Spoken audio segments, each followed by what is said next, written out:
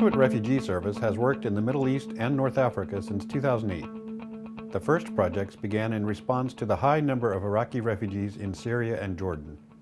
Since the conflict in Syria began in 2011, JRS has adapted and expanded its existing projects in Syria in order to adequately respond to the needs of millions of internally displaced people and the more than 2 million refugees spilling across Syria's borders into Jordan, Turkey, and Lebanon. Our program in Syria, actually, we have three main sectors of services.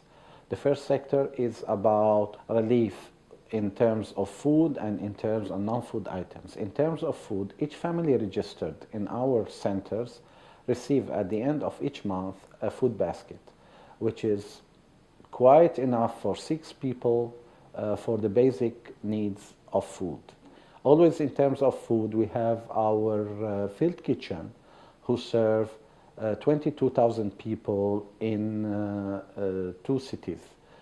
In Aleppo, 17,000 people, mainly a daily hot meal, and 2 other field kitchen in rural Damascus, serving 5,000 hot meal daily for people in shelters.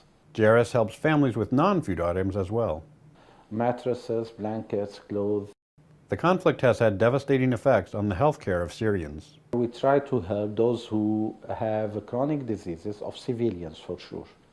And we have our clinic in Aleppo and 2 pharmacies in Homs and Damascus.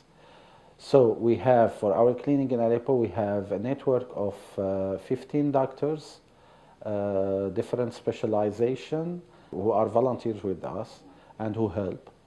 And in Homs and Aleppo, we have pharmacists and nurses, and we try to help those who are not able anymore to afford medicines, those who have chronic diseases. That's from one side. On the other side, we could help for referring people to hospitals, especially for women to give birth. That's the second sector. The third one, it's about the psychosocial support.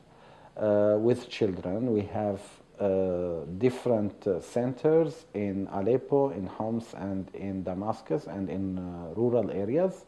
The goal of the psychosocial programs is to help children deal with the trauma of war, helping them to come to grips with what they have witnessed and experienced.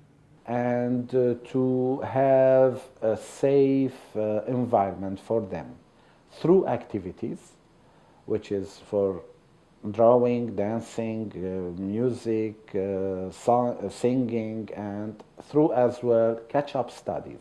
It's allowed them to be normal children in terms of good expression, in terms of being able to tell their own fear and to tell about the problems. The work with children has an additional benefit.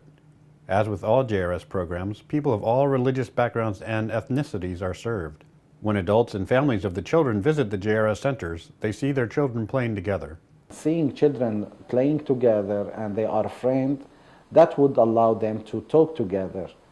And it's a way, and it could be a good mean for preparing the reconciliation, the future.